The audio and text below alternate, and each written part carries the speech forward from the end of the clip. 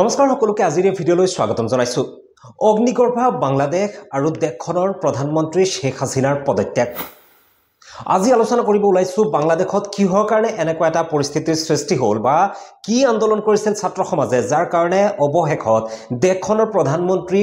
পদত্যাগ কৰিবলগীয়া হ'ল আৰু তেওঁ দেশ এৰি পলায়ন কৰিবলগীয়া হ'ল আৰু অৱশেষত দেশখনত সেনাৰ শাসন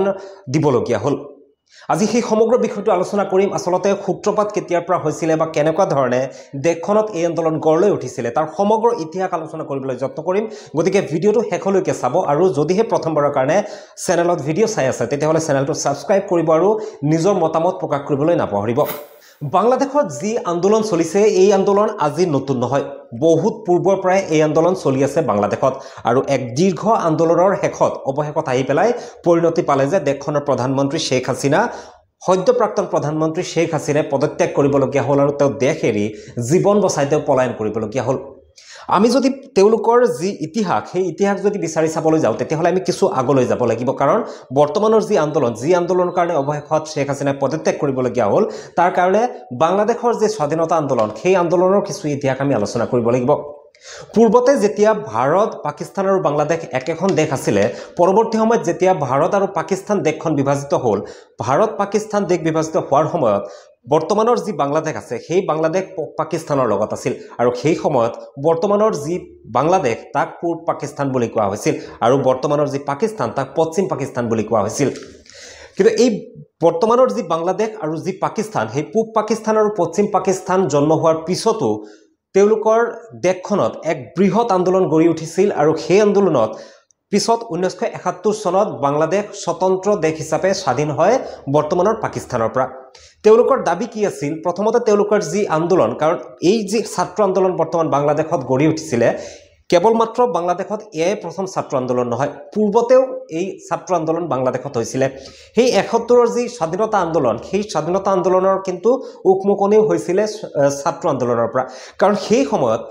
সময়ৰ বাংলাদেশ যি পূৰ্ব পাকিস্তান সেই সময়ৰ বাংলাদেশ বা পূৰ্ব পাকিস্তানে পশ্চিম পাকিস্তানৰ পৰা তেওঁলোকে বাংলাদেশৰ ৰাষ্ট্ৰীয় ভাষা বাংলা দাবী কৰিছিল। কিন্তু বৰ্তমানৰ যি পাকিস্তান অৰ্থাৎ পশ্চিম পাকিস্তান তেওঁলোকে বাংলা ভাষাক ৰাষ্ট্ৰীয় ভাষাৰ স্বীকৃতি নিদিলে, তেওঁলোকে উৰ্দু ভাষাটোকে ৰাষ্ট্ৰীয় ভাষা হিচাপে মৰ্যাদা দিয়াৰ কথা ঘোষণা কৰিছিলে আৰু সেই কথাত ক্ষোভিত হৈ বৰ্তমানৰ যি বাংলাদেশ অৰ্থাৎ তেতিয়াৰ যি পূৰ্ব পাকিস্তান সেই পূৰ্ব পাকিস্তানে আন্দোলন কৰিছিলে আৰু সেই আন্দোলনৰ নেতৃত্ব বহন কৰিছিলে বাংলাদেশৰ প্ৰথম ৰাষ্ট্ৰপতি অৰ্থাৎ শেখ হাছিনাৰ পিতৃ শেখ মুজিবুৰ ৰহমানে। আৰু তেওঁলোকে এই আন্দোলন চৰম পৰ্যায়ত গৈ পেলাই ভাৰতৰ সহযোগিতাত 1971 চনৰ 25 মাৰ্চত বাংলাদেশে স্বতন্ত্ৰ দেশৰ মৰ্যাদা পায়, অৰ্থাৎ তেওঁলোকে এখন স্বাধীন ৰাষ্ট্ৰ হিচাপে পৰিচয় লাভ কৰে। আৰু এই যি আন্দোলন এই আন্দোলনত ভাৰতে যথেষ্ট সহযোগ কৰিছিল। পৰৱৰ্তী সময়ত যেতিয়া 1971 চনত বাংলাদেশ স্বতন্ত্ৰ হ'ল, স্বাধীন হ'ল, তাৰ পিছত সেই দেশৰ চৰকাৰে এটা সিদ্ধান্ত গ্ৰহণ কৰিছিল যে সেই স্বাধীনতা আন্দোলনত যিসকল দেশৰ নাগৰিকে, কাৰণ সেই আন্দোলনত দেশৰ সাধাৰণ নাগৰিক, কৃষক, শ্ৰমিক বা একদম সাধাৰণৰ পৰা সাধাৰণ নাগৰিকসকলে অংশগ্ৰহণ কৰিছিল, তেওঁলোকে নিজৰ জীৱন আহুতি দিছিল। বাংলাদেশৰ স্বাধীনতা আন্দোলনত তেওঁলোকে নিজৰ দেশৰ কাৰণে প্ৰাণ দিছিলে। তাৰ পিছত পৰৱৰ্তী সময়ত কিন্তু বাংলাদেশ চৰকাৰে এটা সিদ্ধান্ত গ্ৰহণ কৰিছিলে যে বাংলাদেশৰ স্বাধীনতা আন্দোলনত যিসকলে অংশগ্ৰহণ কৰিছিল, যিসকলে প্ৰাণ আহুতি দিছিলে, যিসকলৰ তেজ বৈছিলে, তেওঁলোকক যি মুক্তি বাহিনী তেওঁলোকক আচলতে চৰকাৰী চাকৰি হওক বা আন সুবিধাৰ ক্ষেত্ৰত এক ৰিজাৰ্ভেশ্যন অনাৰ সিদ্ধান্ত লৈছিলে। আৰু সেই পৰিপ্ৰেক্ষিতত 1972 চনৰ পৰা বাংলাদেশত বিভিন্ন চৰকাৰী সুবিধা, বিভিন্ন চাকৰি বাকৰি এইবিলাকৰ ক্ষেত্ৰত মুক্তি বাহিনী অৰ্থাৎ স্বাধীনতা সংগ্ৰামী যি ফ্ৰীডম ফাইটাৰ তেওঁলোকৰ কাৰণে 30% ৰিজাৰ্ভেশ্যনৰ ব্যৱস্থা কৰা হৈছিলে। ইয়াৰ লগে লগে বাংলাদেশত 30%ৰ উপৰিও 10% মহিলাসকলৰ কাৰণে ৰিজাৰ্ভেশ্যনৰ ব্যৱস্থা আছিলে।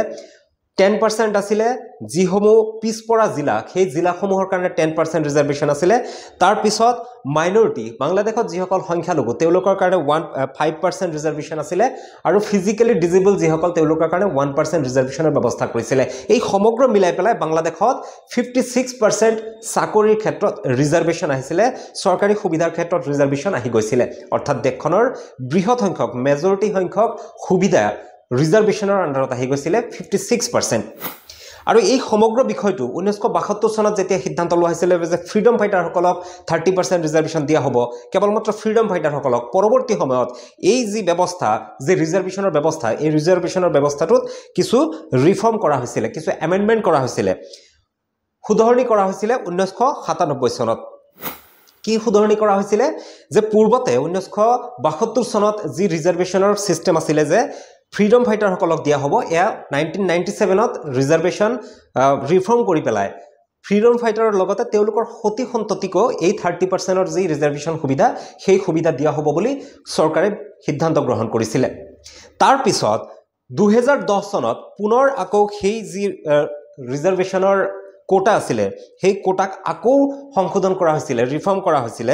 যে কেৱল মাত্ৰ ফ্ৰীডম ফাইটাৰ বা ফ্ৰীডম ফাইটাৰৰ সতি সন্ততি নহয় নাতিনী সকলো এই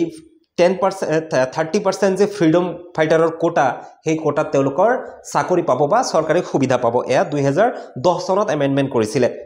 আৰু এই সিদ্ধান্তৰ লগে লগে দেশখনত এটা বেলেগ ধৰণৰ পৰিস্থিতিৰ সৃষ্টি হৈছিল বিভিন্ন জনে এই আকলৈ পেলাই মাতমাতি আহিছিল আৰু শেষত গৈ পেলাই পৰৱৰ্তী সময়ত 2018 চনত বাংলাদেশৰ কিছু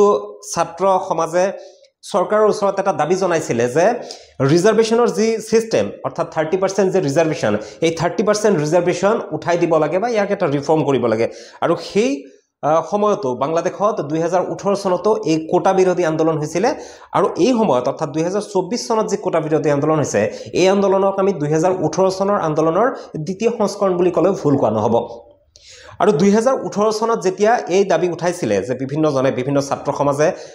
এই যে 30% ৰিজাৰ্ভেশ্যন কোটা উঠাই দিয়াৰ কাৰণে তেওঁলোকে যি আন্দোলন কৰিছিল তাৰ পৰিপ্ৰেক্ষিতত 2018 চনৰ অক্টোবৰ মাহত চৰকাৰে এটা সিদ্ধান্ত গ্ৰহণ কৰিছিল কি সিদ্ধান্ত গ্ৰহণ কৰিছিল হে আছিল যে বাংলাদেশৰ যি প্ৰথম শ্ৰেণী বা দ্বিতীয় শ্ৰেণীৰ যি চাকৰি অৰ্থাৎ ভাৰতবৰ্ষত যি ইউপিএসসি বা অসমত এপিএসসি আছে বা এনেকুৱা ধৰণৰ যি সিভিল সাৰ্ভিস ক্যাটেগৰীৰ যি চাকৰিসমূহ আছে বাংলাদেশতো তেনেকুৱা আছে বাংলাদেশ সিভিল সাৰ্ভিস যি সাৰ্ভিস আছে সেই ক্যাটেগৰীৰ ফাৰ্স্ট ক্যাটেগৰী আৰু সেকেন্ড ক্যাটেগৰীৰ যি চাকৰিসমূহ আছে এই চাকৰিসমূহত এই যি ৰিজাৰ্ভেশ্যন প্ৰসেস এই ৰিজাৰ্ভেশ্যন প্ৰসেসটো নাথাকিব এইটো 2018 চনৰ অক্টোবৰ মাহত বাংলাদেশ চৰকাৰে সিদ্ধান্ত গ্ৰহণ কৰিছিল বাকি বিভিন্ন ধৰণৰ থাৰ্ড ক্যাটেগৰী ফোৰ্থ ক্যাটেগৰী এইবিলাকত 30% ৰ ৰিজাৰ্ভেশ্যন থাকিব এই আছিল 2018 চনত অক্টোবৰ মাহত চৰকাৰে গ্ৰহণ কৰা এটা সিদ্ধান্ত তাৰ পিছত এনেকৈ চলি থাকিল গৈ 2021 চনত মুক্তিযোদ্ধা অৰ্থাৎ ফ্ৰীডম ফাইটাৰৰ পৰিয়ালৰ 7 জনকৈ সদস্যই বাংলাদেশ হাইকোৰ্টত এটা পিটিশন ফাইল কৰিলে যে ফ্ৰীডম ফাইটাৰ সকলে যেহেতু তেওঁলোকৰ জীৱন দিছে এই দেশখনৰ কাৰণে গতিকে পূৰ্বতে যি 30% ৰিজাৰ্ভেশ্যন কোটা আছিল সেই ৰিজাৰ্ভেশ্যন কোটাটো বহাল ৰাখিব লাগে আৰু তেওঁলোকক এই সুবিধা প্ৰদান কৰিব লাগে এয়া কৰিছিল 2021 চনত 7টাকৈ ফ্ৰীডম ফাইটাৰৰ পৰিয়ালৰ সতি সন্ততি সকলে এই যি ব্যৱস্থা বহাল ৰাখিব লাগে বুলি তেওঁলোকে বাংলাদেশ হাইকোৰ্টত এটা পিটিশন ফাইল কৰিছিল আৰু ইয়াৰ ওপৰত এটা দীৰ্ঘ সময় আলোচনা বিলোচনা চলিল বিভিন্ন ধৰণৰ জাজমেন্ট হল বা বিভিন্ন ধৰণৰ হিয়াৰিং চলিল এনেকুৱা চলি থকাৰ সময়তে 2024 চনৰ 5 জুন তাৰিখে বাংলাদেশ হাইকোৰ্টে এটা সিদ্ধান্ত গ্ৰহণ কৰিলে যে পূৰ্বতে যে ৰিজাৰ্ভেশ্যন কোটা আছিল ৰিজাৰ্ভেশ্যন সিস্টেম আছিল 30% reservation for the freedom fighter সকলৰ কাৰণে 30% ৰ যে ৰিজাৰ্ভেশ্যন কোটা হেয়া বহাল ৰাখিব লাগে আৰু এই ঘোষণা কৰাৰ লগে লগে সমগ্ৰ দেশখনত কিন্তু পুনৰবাৰ সেই 2018 চনত যেনেকুৱা ধৰণে আন্দোলন হৈছিল তেনেকুৱা ধৰণে পুনৰ আন্দোলন আৰম্ভ হৈ গল বিভিন্ন দিশৰ পৰা দেশখনৰ বিভিন্ন জিলাত ছাত্ৰ সমাজে প্ৰতিবাদ আৰম্ভ কৰিলে আৰু ইয়াতে এটা অভিযোগ আছে এইখিনিতে মই উল্লেখ কৰিব লাগিব যে ফ্ৰীডম ফাইটাৰ কোন হয় বা ফ্ৰীডম ফাইটাৰৰ সতি সন্ততি কোন হয় ফ্ৰীডম ফাইটাৰৰ নাতিনী কোন হয় সেই সিদ্ধান্ত গ্ৰহণ কোনে কৰিব বা ফ্ৰীডম ফাইটাৰৰ যি সাৰ্টিফিকেট বা এই 30% কোটাৰ সুবিধা পাবলৈ যি সাৰ্টিফিকেট বা যি ডকুমেন্ট প্ৰদান কৰিব লাগে সেই ডকুমেন্ট কোনে দিয়ে সেই ডকুমেন্ট দিছিল চৰকাৰে অৰ্থাৎ বৰ্তমান যি চৰকাৰ আছিল শেখ হাসিনা নেতৃত্বাধীন যি চৰকাৰ আছিল আওয়ামী লীগ দলৰ যি নেতৃত্বাধীন চৰকাৰ আছিল সেই চৰকাৰ দিছিল ইয়াতে এটা অভিযোগ আছিল যে শেখ হাসিনা বা তেওঁৰ দলে সেই সকল ভিতৰি তেওঁলোকৰ বিভিন্ন জনক 2 নম্বৰী কৰি বিভিন্ন চক্ৰক আসলতে ফ্ৰীডম ফাইটাৰৰ মৰ্যাদা দিছিলে সাৰ্টিফিকেট প্ৰদান কৰিছিলে তাৰ কাৰণে কেৱল মাত্ৰ আওয়ামী লীগ দলৰ যিসকল সমৰ্থক আছে বা আওয়ামী লীগ দলৰ যিসকল কৰ্মী আছে তেওঁলোকে এই সুবিধা পাই থাকিছিলে কিয়নো যেতিয়া বাংলাদেশ স্বাধীন হৈছিলে আৰু সেই সময়ত যেহেতু নেতৃত্ব বহন কৰিছিলে শেখ মুজিবুৰ ৰহমান আৰু তেওঁলোকৰ দল আছিলে আওয়ামী লীগ তাৰে লিগেসি যেহেতু শেখ হাসিনা গতিকে তেওঁলোকৰ দলৰ যি কৰ্মীসকল আছে বা তেওঁলোকৰ দলৰ যি সমৰ্থকসকল আছে তেওঁলোকক মনে মনে চৰকাৰে আসলতে ফ্ৰীডম ফাইটাৰৰ যি সাৰ্টিফিকেট দিছিলে আৰু তেওঁলোকক এই বিভিন্ন ধৰণৰ চাকৰিত মকৰল কৰা হৈছিল এইটো আসলতে অভিযোগ আছিল ভিতৰত প্ৰকৃত সত্য কি হেয়া বেলেগ বিষয় কিন্তু যেতিয়া বাংলাদেশ হাইকোৰ্টে 5 জুন তাৰিখে এই সিদ্ধান্ত দিলে যে এতিয়া পুনৰ সেই 30% ৰিজাৰ্ভেশন কোটা বহাল ৰখা হ'ব মুক্তিযোদ্ধাৰ হতি হন্ততি নাতি নাতিনি সকলোৱে 30% ৰিজাৰ্ভেশন পাব লাগিব বা পাব আৰু সৰ্বমুঠ 56% চাকৰিত ৰিজাৰ্ভেশন আহিব এই ক্ষেত্ৰত ছাত্ৰ সমাজ যথেষ্ট উত্তেজিত হৈ গল সমগ্ৰ দেশত এক প্ৰতিবাদমুখৰ পৰিস্থিতিৰ সৃষ্টি হ'ল আৰু এনেকে গৈ 3 শতাধিক অফিচিয়েলি যি ডাটা প্ৰকাশ পোৱা বিভিন্ন সংবাদ মাধ্যমত প্ৰকাশ পাইছে সেইলৈ দেখখনত 3 শতাধিক ছাত্ৰ ছাত্ৰী বা পুলিচৰ মানুহ বা আন নাগৰিকসকল 3 শতাধিক লোকৰ মৃত্যু হোৱা বুলি অফিচিয়েলি কিছু ডাটা ওলাইছে কিন্তু আনঅফিচিয়েলি বিভিন্ন ধৰণৰ বাংলাদেশৰ বিভিন্ন নাগৰিকে সোশ্যাল মিডিয়াত বা সামাজিক মাধ্যমত বা সংবাদ মাধ্যমত প্ৰকাশ কৰা তথ্য অনুসৰি হাজাৰৰো অধিক লোক এই আন্দোলনত মৃত্যু হৈছে আৰু কেইবা লক্ষাধিক মানুহ এই আন্দোলনত হতাহত হৈছে ইয়াৰ উপৰিও বিভিন্ন ৰাজহুৱা সম্পত্তি ধ্বংস হৈছে বা দেশখনত এটা বিশৃংখল পৰিস্থিতিৰ সৃষ্টি হৈছে এই আন্দোলন হোৱাৰ পিছত সমগ্ৰ দিল্লী এই সমগ্ৰ আন্দোলনত বাংলাদেশ হাইকোৰ্টে যেটো জাজমেন্ট দিছিলে যে 30% কোটা বহাল ৰাখিব লাগে ইয়াক লৈ পেলাই বাংলাদেশ সুপ্ৰিম কোৰ্টে কিন্তু তাক খাৰিজ কৰিলে আৰু পৰৱৰ্তী সময়ত চৰকাৰৰ লগত আলোচনা কৰি চৰকাৰৰ সিদ্ধান্ত মৰ্মে কেৱল মাত্ৰ 7% ৰিজাৰ্ভেশন ৰাখিল অৰ্থাৎ 93% মুকলি কৰি দিয়া হ'ল অৰ্থাৎ 5% কেৱল মাত্ৰ 5% ৰিজাৰ্ভেশন কোটা ৰখা হ'ল ফ্ৰীডম ফাইটাৰৰ কাৰণে 1% ৰখা হ'ল মহিলাসকলৰ কাৰণে আৰু 1% ৰখা হ'ল যিসকল ফিজিক্যালি ডিজেবল তেওঁলোকৰ কাৰণে কিন্তু এইখিনিতে আসলতে আন্দোলনটো স্তব্ধ হ'ব লাগিছিল আন্দোলনটো শেষ হ'ব লাগিছিল কিন্তু যেতিয়াই এই সিদ্ধান্ত দিয়া হ'ল 93% মুকলি কৰি দিয়া হ'ল 90 কেৱল মাত্ৰ 7% ৰিজাৰ্ভেশনৰ আণ্ডাৰত ৰখা হ'ল তাৰ পিছতো কিন্তু আন্দোলন এইটো কাৰণেই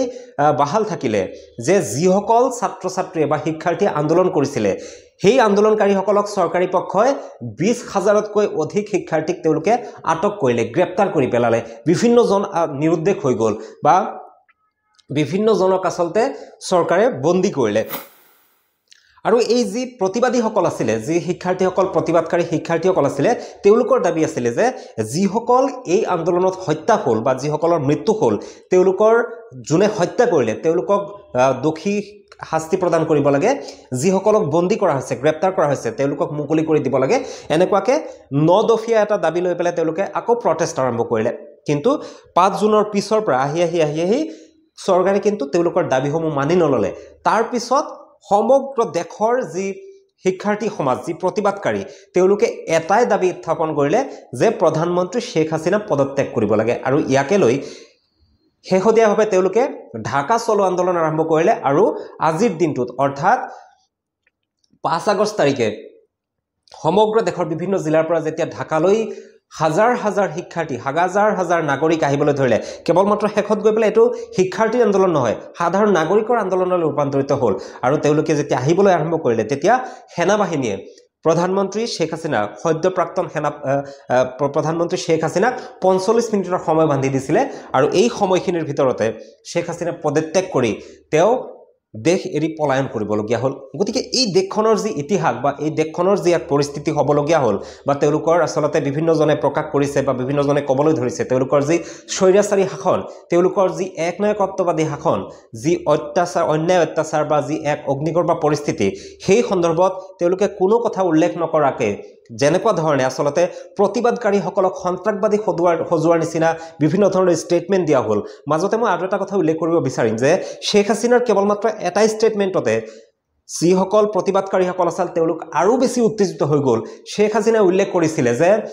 মুক্তি বাহিনীৰ সতি সন্ততি ৰিজাৰ্ভেশ্যন নাপায় কি ৰাজাকাৰ বাহিনীৰ সতি সন্ততি পাব নেকি এইখিনিতে মই ক'ব বিচাৰিম ৰাজাকাৰ বাহিনী আসলতে কোন হয় ৰাজাকাৰ বাহিনী হ'ল সেইসকল যিসকল আসলতে মোক এইখিনিতে ক'ব লাগিব যে বাংলাদেশৰ যি স্বাধীনতা সংগ্ৰাম হৈছিল যেতিয়া 1971 সেই সময়ত বাংলাদেশত দুটা সেনা বাহিনী আছিল এটা আছিল মুক্তি বাহিনী এটা আছিল ৰাজাকাৰ বাহিনী আছিল সেইসকল যিসকলে সেই সময়ৰ যি পশ্চিম পাকিস্তান অৰ্থাৎ বৰ্তমানৰ যি পাকিস্তান সেই পাকিস্তানৰ সেনাক সহায় কৰিছিল বা পাকিস্তানৰ চৰকাৰক চোৰাংচোৱা হিচাপে তেওঁলোকে সহযোগ কৰিছিল গতিকে তেওঁলোকক সেই সময়ৰ যি মুক্তি বাহিনী বা সেই সময়ৰ বাংলাদেশৰ স্বাধীনতা আন্দোলনত জপিয়াই পৰা যিসকল আছিল তেওঁলোকে এওঁলোকক শত্ৰু জ্ঞান কৰিছিল গতিকে প্ৰধানমন্ত্ৰীৰ যি ষ্টেটমেন্ট আছিল যে মুক্তি বাহিনীৰ সতি সন্ততিয়ে সুযোগ পাব নে ৰাজাকাৰ বাহিনীৰ পাব এই কথাক লৈ পেলাই অৰ্থাৎ তেওঁলোকক সন্ত্ৰাসবাদী বা দেশৰ শত্ৰু হিচাপে দেশদ্ৰোহী হিচাপে আসলতে ষ্টেটমেন্ট দিয়া হৈছিল এই ষ্টেটমেন্টত বাংলাদেশৰ যি প্ৰতিবাদকাৰীসকল তেওঁলোক যথেষ্ট আৰু উত্তেজিত হৈ গৈছিল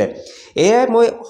থুলমূলভাৱে চেষ্টা কৰিছো সমগ্ৰ বিষয়টো আপোনালোকৰ মাজলৈ লৈ আহিবলৈ গতিকে পৰৱৰ্তী সময়ত আৰু কিছু এনেকুৱা ভিডিঅ' লৈ আহিম বা যদি আপুনি এই কথাত কিছু সংযোজন কৰিব বিচাৰে বা আপুনি যদি কিবা জানে তেতিয়াহ'লে কমেণ্টত জনাব বিচাৰে গতিকে কৰবাত যদি ভুলভ্ৰান্তি হৈছে তাৰ কাৰণে মই দুখিত চেষ্টা কৰিছো তথ্যৰ ভিত্তিত গোটেইখিনি আপোনালোকৰ মাজলৈ লৈ আহিবলৈ যত্ন কৰিছো গতিকে পৰৱৰ্তী সময়ত পুনৰ আৰু এটা ভিডিঅ'ত লগ পোৱাৰ প্ৰতিশ্ৰুতিৰে আজিৰ ভিডিঅ'টো ইমানতে সামৰিব বিচাৰিছো ধন্যবাদ জয় অসম